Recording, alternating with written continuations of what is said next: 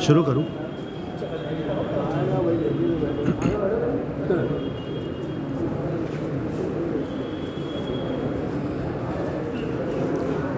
اعوذ باللہ من الشیطان الرجیم بسم اللہ الرحمن الرحیم وصل علیہم ان صلاتک سکن لہم واللہ سمیع علیم۔ دینی بھائیوں، یہ جو تسلی دی جاتی ہے اس کا تصور خود قرآن میں موجود ہے۔ اللہ نے اپنے نبی کو حکم دیا وصلی علیہم، مومنوں کی نماز جنازہ تم پڑھا دیا کرو، ان صلاتک سکن لہم، تمہاری نماز خود ان کے لیے تسلی ہے۔ نماز جنازہ ہی تسلی کا باعث ہے۔ اب یہ ہماری بدقسمتی ہے کہ نماز جنازہ میں جو دعائیں پڑھتے ہیں اس کا معنی مطلب ترجمہ ہم کو سمجھتا نہیں۔ اگر وہ چیز سمجھ جائے تو وہ اٹ سیلف خود تسلی ہے گھر والوں کے لیے۔ خود مردہ اگر زندگی بھر اس دعا کا ترجمہ سیکھ کر، سمجھ کر، سوچ کر، غور فکر کر کے جیے تو خود اس کے لیے تسلی ہے، گھر والوں کے لیے تسلی ہے۔ اللہ کے رسول صلی اللہ علیہ وسلم بہت رحم دل تھے، نرم تھے، اور کوئی بھی فاسق، فاجر، گناہ گار، منافق، کھلا ہوا منافق، کچھ منافقین تو ایسے تھے جن کا نام حضرت حذیفہ کو اللہ کے رسول صلی اللہ علیہ وسلم نے بتایا تھا، لیکن وہ راز تھا، کسی پر کھلا نہیں۔ لیکن کچھ تو کھلے ہوئے منافقین تھے، اور منافقوں کا سردار عبداللہ ابن ابی، یہ جب اس کی موت ہوئی تو اللہ کے رسول اس کی نماز جنازہ کے لیے بھی آگے بڑھ گئے۔ میرا خیال ہے اگر لوگ بیٹھیں گے اپنا بیٹھ جائیں گے، توجہ بیٹھ، ہاں ٹھیک ہے ٹھیک ہے،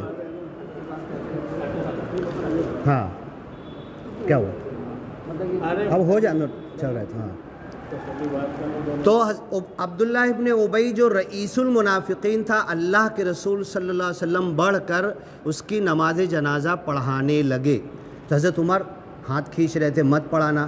پھر قرآن میں آیت نازل ہوئی وَلَا تُصَلِّ عَلَىٰ أَحَدٍ مِّنْهُمْ مَاتَ أَبَدًا، اس جیسا کوئی منافق مردود اگر مرے گا اب اس کی نماز جنازہ تم مت پڑھانا۔ تو اللہ کے رسول اتنے نرم دل تھے، اتنے رحم دل تھے، جو کلمہ توحید پڑھ لیا اس کے لیے مغفرت کی دعا۔ اب یہ نماز جنازہ میں جو دعا پڑھی جاتی ہے بالغ کی، اللہم اغفر لحینا، میت کا معاملہ ہے، جنازہ حاضر ہے، اس کے پیچھے ہم کھڑے ہوئے ہیں، اور پہلا لفظ کہا جا رہا ہے اللہم اغفر لحینا، جتنے زندہ موجود ابھی آئے ہیں اللہ ان کی مغفرت کر دے۔ جنازہ میت مردہ کی مغفرت سے پہلے ہم اپنی مغفرت کی دعا کر رہے ہیں، اللہم اغفر لحینا ومیتنا۔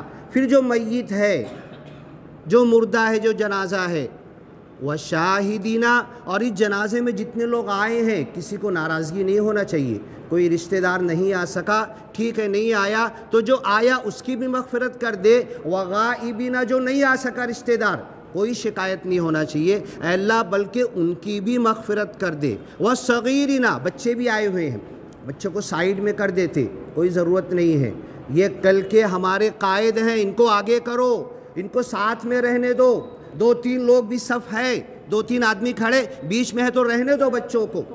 ہاں ایک منٹ، تو اللہ کے رسول، ہاں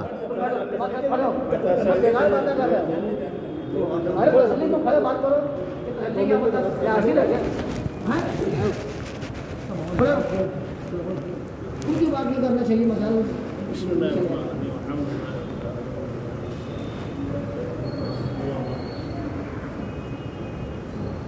قال الله تبارك وتعالى في سورة النجم أعوذ بالله من الشيطان الرجيم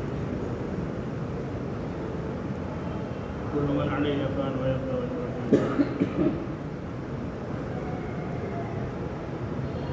وأيضا قال إن رب السادة